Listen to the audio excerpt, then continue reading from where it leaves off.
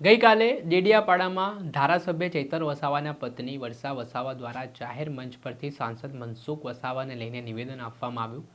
જે નિવેદનમાં સાંસદને ભાજપના કોઈ નેતાએ લાફો માર્યો હોય તેવો દાવો થયો.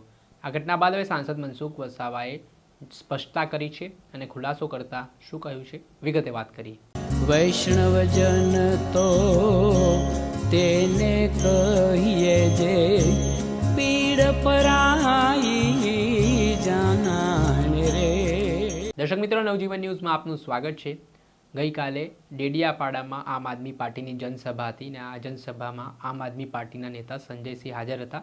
તે દરમિયાન ધારાસભ્ય ચૈતર વસાવાના પત્ની વર્ષા વસાવા નિવેદન આપી રહ્યા હતા અને આ નિવેદનમાં તેમણે સાંસદ મનસુખ વસાવા પર આકરા પ્રહાર કરવાની શરૂઆત કરી અને સાથે જ સાંસદને ભાજપના કોઈ નેતાએ લાફો માર્યો હોય તે પ્રકારનો દાવો વર્ષા વસાવાએ કર્યો. તેના જ કારણે રાજકારણી ગરમાવાની શરૂઆત થઈ હતી અને ખળભળાટ મચ્યા બાદ અમે સાંસદ મનસુખ વસાવાનો સંપર્ક કર્યો અને આ ઘટનામાં શું હકીકત છે તે જાણવાનો પ્રયાસ કર્યો. જેમાં સાંસદ મનસુખ વસાવાએ આ બાબતને ફગાવી છે અને કહ્યું છે કે આ પ્રકારનો કોઈ પણ બનાવ છે તે બન્યો નથી. આમ આદમી પાર્ટીના લોકો પાસે મુદ્દા નથી, એટલે હવે લોકોને ગેરમાર્ગે દોરવા માટે આવા નિવેદનો થઈ રહ્યા છે. આમ આદમી પાર્ટી રઘવાઈ બની હોય તેવા આક્ષેપો તેમણે કર્યા. સાથે જ વર્ષા વસાવાને મોહરું બનાવવામાં આવ્યું છે. આની પાછળ સુરતના અમુક નેતાઓ સામેલ છે, તેમના ષડયંત્ર બદનામ કરવાના તેમના પર થઈ રહ્યા હોય તેવા આક્ષેપો સાંસદ મનસુખ વસાવાએ લગાવ્યા અને આના જ કારણે રાજકારણ ગરમાવાની શરૂઆત થઈ છે. સાથે શું સાંસદ નારાજ ચાલી રહ્યા છે?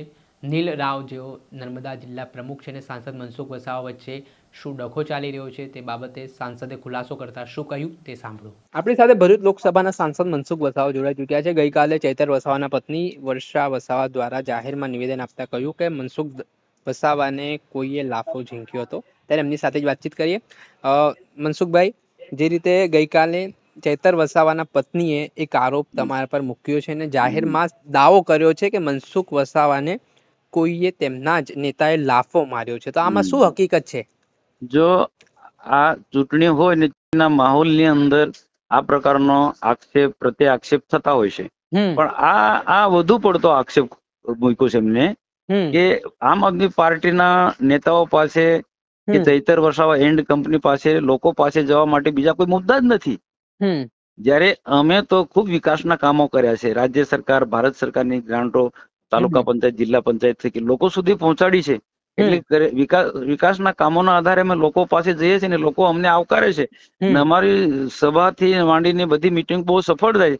એટલે આમાંથી રઘવાયા બનેલા આમ આદમી પાર્ટીના નેતાઓએ વર્ષાબેન તો એક મોહરું છે, વર્ષાબેન તો એક મોહરું છે, પણ એક સુરતનો મોટો એમનો માસ્ટર માઇન્ડ નો માણસ છે આમ આદમી પાર્ટીનો.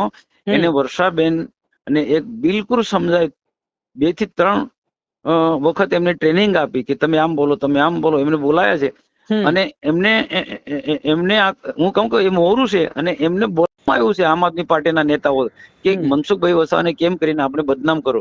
કારણ કે આખા નર્મદા જિલ્લા ઉપરાંત ટ્રાઇબલ વિસ્તારની અંદર જો ચૈતર વસાવાને કાઉન્ટર જો કર્યો હોય તો મનસુખ વસાવાએ કાઉન્ટર કર્યો છે, તો એ બધા જાણે છે. તો એનાથી રઘવાયા થયેલા મનસુખભાઈને કેમ કરીને દબાવો, એટલે એક સામાન્ય બાબત. હવે ચૂંટણીના ટાઈમે છે, મારો એક સ્વભાવ છે કે કોઈ પણ કામ કાર્યકર્તા કોઈ નિષ્ક્રિય થયો હોય, કોઈને ટિકિટ ના મળી હોય અને કોઈક ને કોઈક કારણસર એ બરોબર કામ ના કરતો હોય તો એને સક્રિય કરવા માટે મારા જિલ્લા પ્રમુખને મેં થોડું દબાવીને કીધું કે ભાઈ આ સીટોમાં અમુક કાર્યકર્તા નિષ્ક્રિય છે, આ કામ નથી કરતા, તો એને તમે સક્રિય કરો. એ જિલ્લા પ્રમુખ ને જિલ્લાની ટીમની આખી જિલ્લાની ટીમ હતી, જિલ્લાની ટીમ આખી જિલ્લાની ટીમની આ જવાબદારી છે, આ જિલ્લાની ટીમની જવાબદારી છે. અને બૂથ સુધી જાઓ અને સરકારના કરેલા કામો લોકોને ગણાવો ને એમને મત નથી લેવાનો, કરેલા કામોના આધારે આ મત લેવાના છે. આ અમારી મિટિંગમાં આ રીતના ચર્ચા થઈ ને મારો સ્વભાવ છે કે કાર્યકર્તા અને જોમમાં લાવો, જુસ્સામાં લાવવા માટે ક્યાંક અને કોઈક આળસુ કાર્યકર્તા કામ બરોબર ના કરતો હોય તો અથવા તો મોડો ઉઠતો હોય તો એને મારે કેવું પડે ભાઈ વહેલી સવારે જાગી જવાનું, મોદીના જીવનમાંથી પ્રેરણા લો. આજે મોદીના જીવનમાંથી પ્રેરણા લો. 4 વાગે જાગી જાય છે, બ્રહ્મ મુહૂર્તમાં જાગી પૂજા પાઠ કરે છે અને 9 વાગે તો રાબેતા મુજબ આખો વહીવટ દેશનો વહીવટ સંભાળે છે.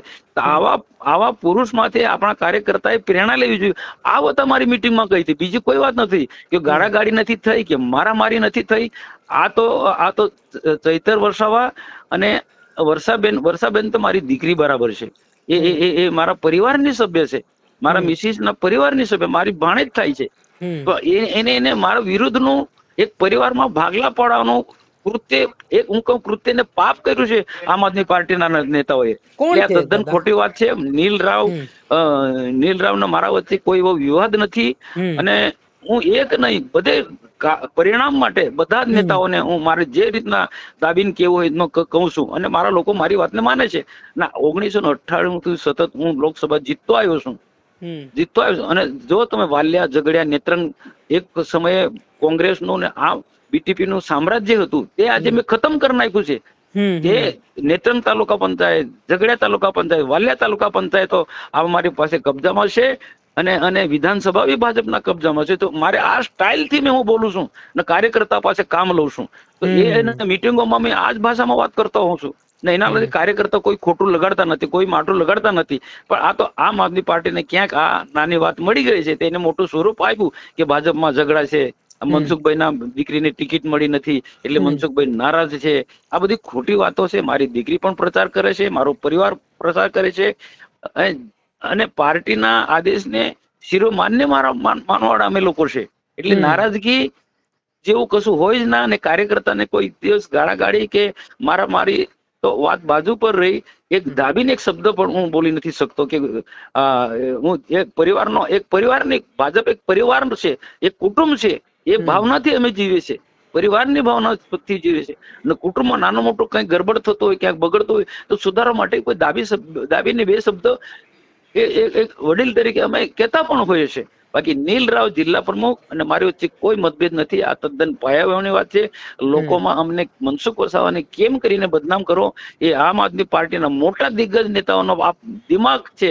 એમાં ચૈતર વસાવા પણ મોરું બને છે અને વર્ષાબેન પણ એ મોરું બને છે. દાદા, મનસુખ દાદા, આ સુરતમાં જે તમે કહી રહ્યા છો આમ આદમી પાર્ટીના કોઈ નેતા, તો કોણ છે આ નેતા? કોણ કરાવી રહ્યું છે? હવે એ તો શું છે, આખો ફંડિંગ થી માંડીને બધી રીતના પાર્ટી છે. દક્ષિણ ગુજરાતમાં આમ આદમી પાર્ટીને કેમ કરીને મજબૂત ચલાવવાનું જે સુરતની ટીમ છે એમાંનો જ કોઈ આ છે. અને સંજયસિંહ આવે એ જ સભાની અંદર બોલાવું, આ બધું બહુ વ્યવસ્થિત મનસુખ વસાવાને બદનામ કરવા માટે બહુ ઘણા સમયથી આ લોકો શોધી રહ્યા હતા. તો દાદા, બીજી વસ્તુ આમાં આવી પણ છે, એમના સભામાં એવો આક્ષેપ છે કે તમને લાફો માર્યો, તમે આટલા સિનિયર વ્યક્તિ છો, તમને કોઈ આવો ઘટનાક્રમ બન્યો છે ખરા કે માત્ર ખોટા આરોપો? ના, એ જ હું કહું છું. મેં જે વાત કરી ને અમારા મિટિંગમાં, અમારે ક્યારેય ગાળાગાળી પણ નથી થઈ. મારી તો પ્રશ્ન બાજુ પર રહ્યો, પણ ગાળાગાળી પણ નથી થઈ. આ સંગઠનને લઈને ક્યાંક કઈ સીટોમાં વિશેષ ધ્યાન આપવાનું છે એને ધ્યાનમાં રાખ્યું. હું કેટલાક બધા કાર્યકર્તા અને જિલ્લા પ્રમુખને પણ મેં દાબીને મેં કીધું છે, એ બધાને ખબર છે. મારામારી કે ગાળાગાળી થઈ જ નથી. અને એક પરિવારની ભાવનાને ભાજપને મજબૂત કરવાના દેશી અમે કામ કરી રહ્યા છીએ. એટલે પણ એક આમ આદમી પાર્ટી લોકો પાસે જવા માટે એમની પાસે કોઈ મુદ્દા નથી. એટલે મનસુખ વસાવા અને નીલ વચ્ચેનો એક વિવાદ બતાવીને બંને વચ્ચે મારામારી થઈ. આ એક ખોટી સસ્તી લોકપ્રિયતા. અને અમારા ભાજપ પરિવારમાં હોય, તમારે શું લેવા દે ભાઈ? તમે તમારું ઘર સંભાળો ને. બરાબર. દાદા, મારો છેલ્લો પ્રશ્ન, તમે જે નિર્ણય લીધો થોડા દિવસ પહેલા કે હું હવે 7મી વખત જે સાંસદ તમે બન્યા છો, પણ હવે 8મી વખત હું લોકસભા ભરૂચમાંથી નહીં લડું, તો એની પાછળ એવું કારણ પણ છે કે ભાઈ મનસુખ વસાવા છે, એમનો બરાબર હવે બનતું નથી પાર્ટીમાં, એટલે કદાચ નારાજ થઈને તેમણે નિર્ણય કર્યો છે. તો શું છે આ? ના, એવું નથી. પાર્ટીમાં બનતું નથી એવું બને જ ના. 1995 થી મને પાર્ટી પ્રોજેક્ટ કરી રહી છે. 1995 રાજપીપળાની વિધાનસભા મને જીતાડી, કેશુભાઈની સરકારમાં મંત્રી બનાયા. 1998 થી મને ભરૂચ લોકસભા જે સામાન્ય સીટ છે ત્યાં ટ્રાઇબલ ઉમેદવાર તરીકે મને ઉમેદવારી કરાવી છે, પાર્ટી જીતાડે છે. મનસુખ વસાવા તો કશું એક સામાન્ય વ્યક્તિ છે. આ પાર્ટીની તાકાતથી હું સંસદ સભ્ય 7 ટર્મથી બનું છું. એટલે પાર્ટીએ તો મને ઘણું બધું આપ્યું છે. એટલે સ્વાભાવિક છે કે મારી એક ફરજ છે કે રાત દિવસ મારા માટે કામ કરતા પાર્ટીના ઘણા એવા આગેવાનો છે, કેટલાક કાર્યકર્તાઓ છે. હવે એ કોઈક ને કોઈક રાજનીતિમાં હોય એટલે કોઈક ને કોઈક ઈચ્છા તો હોય ને, મહત્વાકાંક્ષા તો હોય ને. એટલે મારી સ્વેચ્છાએ મેં કીધું આ ઘણા ટાઈમથી 1 વર્ષ પહેલા પણ મેં આ વાત કહી હતી ને 1 વર્ષ પહેલા મેં નામો પણ કેટલાક આપ્યા હતા કે મારી પાસે આટલા નામો છે, પાર્ટી એને પ્રોજેક્ટ કરી શકે છે. એટલે દિલથી કહું છું કે હવે પાર્ટી મને ઘણું બધું આપ્યું છે, એટલે મારી ફરજ છે કે મારી પાર્ટીના બીજા કાર્યકર્તા માટે પણ વિચારવું જોઈએ. ચોક્કસથી ખૂબ ખૂબ આભાર મનસુખજી, આપે અમને સમય આપ્યો અને પ્રતિક્રિયા આપી તમારી. આપણે સાંભળ્યા હતા ભારતીય જનતા પાર્ટીના વરિષ્ઠ સાંસદ મનસુખ વસાવા. તેમણે સમગ્ર મામલે ફોન કોલ માધ્યમથી જાણકારી આપી છે અને જે તેમના પર આક્ષેપો કરવામાં આવ્યા છે તે આક્ષેપો પાયા વિહોણા ગણાવ્યા છે. અને તેમણે કહ્યું છે કે થોડા સમય પહેલાં જે વાત થઈ હતી જેમાં સતત સક્રિય કાર્યકરો હોય એમને તક આપવામાં આવે, નિષ્ક્રિય લોકોને પાર્ટીમાંથી હાંકી કાઢવામાં આવે, તે પ્રકારની તેમની આ વાત હોવાનું તેમણે જણાવ્યું છે. દર્શક મિત્ર, આવા જ વિડીયો જોવા માટે નવજીવન ન્યૂઝ જોતા રહો.